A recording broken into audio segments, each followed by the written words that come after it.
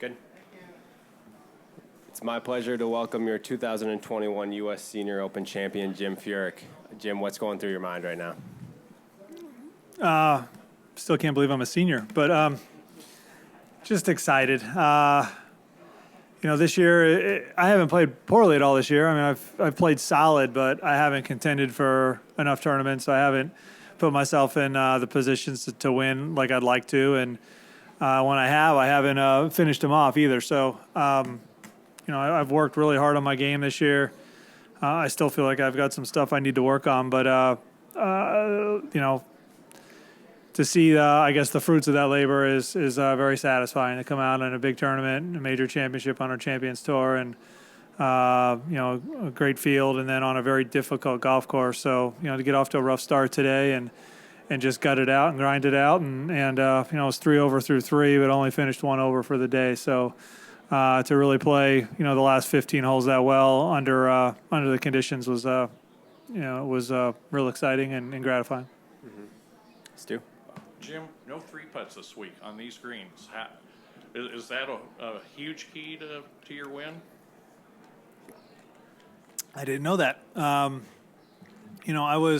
It definitely helped, and it was a big deal today because it allowed me. I just had a real good feel for the speed of the greens, and I did starting on early in the week. I kind of came out Monday, Tuesday, and felt like my lag putts and my speed it came very natural this week, and felt very comfortable with the speed of the greens. And today that kind of allowed me to, on the back nine, knowing I had a good sizable lead and knowing it was going to be hard for those guys to chase me down, that I was going to have to at least come back and meet them halfway, allowed me to take, conservative lines on 10, 11, 12, 14, 17, I could take conservative lines, and I felt very comfortable that I could get the first putt up there pretty close. I left myself a little work on 9. I left myself a little work on 17. I hit that one solid, but when I left the putter, I knew it was a little firm. But for most of the day, it was pretty stress-free. A lot of tap-ins, a lot of easy cleanups, and so, yes, it definitely had a big help, and I guess I didn't realize I hadn't 3-putted. Your family came in, I understand, overnight.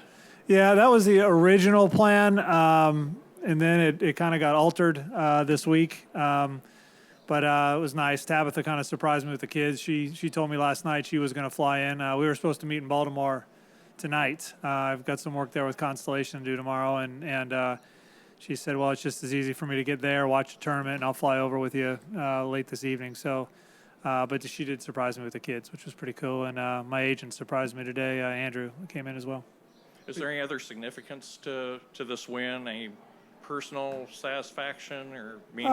Well, it's a big event. I mean, I've got a history with the USGA, and U.S. Open was the major that I played my best in. As far as, if you look at the 4 majors, that's the one I had the most success in. It's the only one that I won. And, it's still I guess it's an over 50 national open, but still our national open, and it's always a tough test. It's always a difficult course. We're used to kind of Champions Tour is kind of 3 days and you pin your ears back and go and try to make a bunch of birdies. And this is a totally different style of golf. This golf course is very difficult, and the setup. You got to imagine even with all that rain and as soft as the greens were and as receptive as they were, the golf course still is very difficult, and even par is still a great score. So, I think beating a good field on a really tough golf course is that's a feather in your cap. Jim, what's going through your mind walking to the 4th tee after what happened on 2 and 3? A little mad at myself, a little disappointed. I accepted what happened at 3. I just hit a bad drive and wasn't able to scramble and get out of it. On 3, I made a mental error off the tee, and I tried to hit the wrong shot. And with that, I should have made 4. I mean, that ball ended up in a very difficult spot, and I think I made a mental error. I should have had the face a lot more closed to try to dig it out. I think I got a little greedy and tried to throw it across the green a little farther and maybe give myself a 10 or 15 footer for par. And with that, it came out low and hit the lip. And I guess I was just a little mad at myself for turning a 4 into a 5, which when you've got a big lead or got a lead going into Sunday, that's what you're trying to avoid. So I was really just trying to collect myself, and I thought the tee shot at 4 and the iron shot at 4 were very key. I hit 2 very good shots and gave myself a good look at birdie. Is that a deal where experience, your experience kind of helps you, when you hit a bump in the road like that to be able to recover? I think so. I've been there before. I've done it before. Sometimes you don't react as positively as I did. I guess the one thing I really had going for me, I really felt good about my game. I felt like coming in, I was really disappointed with kind of the 72 on Thursday. I mumbled to myself a few times, like I really thought I was ready this week. Like I really felt good about my game, and I had a lot of confidence in my golf swing this week. I had a lot of confidence in my putter, and I've putted beautifully all week. Short game was good. So, I made a mistake, but the good news was it wasn't like I was reeling at the time and hitting some bad shots. I still felt pretty confident about my game, and just, you gotta shake it off and know that you got to go out there and play hard. Did you do any scoreboard watching? Did you feel Weir and Goosen kind of coming up on you? There's not a ton of scoreboards out there to start with. Some of them got knocked over and then also replaced, like the one on 14 green got put back up today. I really didn't until about, once I finished 12. You got to get through that stretch, like 10, 11, I'll say 7, 8, 9, 10, 11, 12 is a really difficult stretch of golf holes.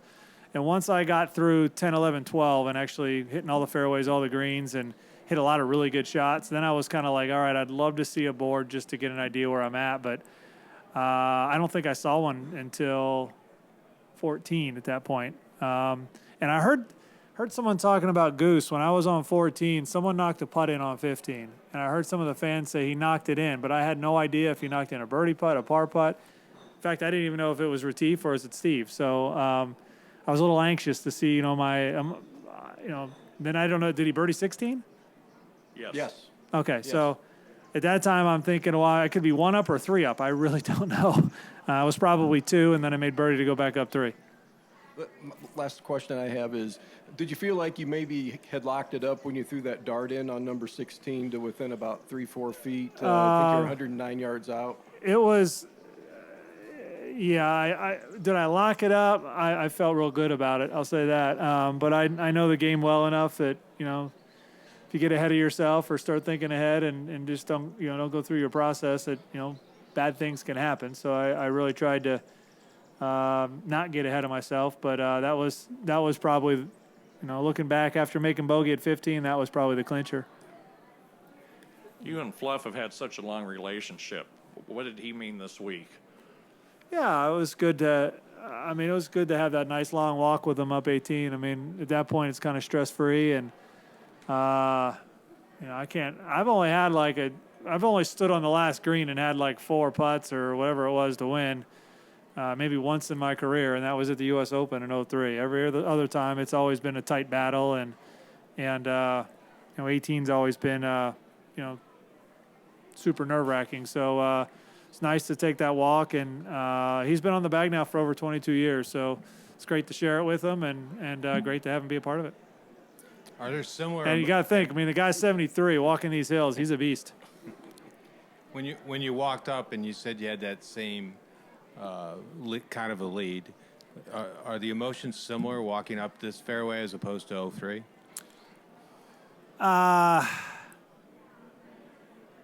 Similar, but I was 33 at the time, still like getting won maybe 6-7 times on tour. I was still kind of in the middle of my career. I hadn't won a major. I put so much pressure on myself to win that tournament that when I got to 18, it was more like the air was let out of the balloon. I was spent. I'm a little older and a little wiser now, and these are like this part of your career is more we're kind of taking a victory lap and enjoying it, and I still get really stressed and I still put a lot of pressure on myself, but it's not like being 33 again. But the feeling of winning never goes away. It's a great feeling to walk up there and I didn't get that emotional until I saw Tab and the kids to the right of the green, and I hit that first putt. It almost went in from 60 feet or whatever,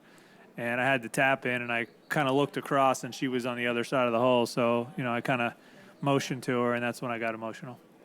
Yesterday we talked about the list that you joined, but when you read the names, Casper and Trevino and Nicholas and Palmer, what does that mean to you? Because you probably not only watched them on TV growing up, but probably played with a few of them. I've had the opportunity to play with, other than Mr. Casper, I haven't played with, but I've met Mr. Casper. I had and played an event. He took us to Morocco. It's just it's an incredible list. I didn't really want to look to see who was on it last night, but when I finished in the scoring tent, I saw it was on TV. They listed the 7 folks before, and I'm very honored and humbled to have my name in the same breath. To be honest with you, that's some damn good players. Yeah. Great. Thanks. Thank you, Jim. Congratulations. Thank you.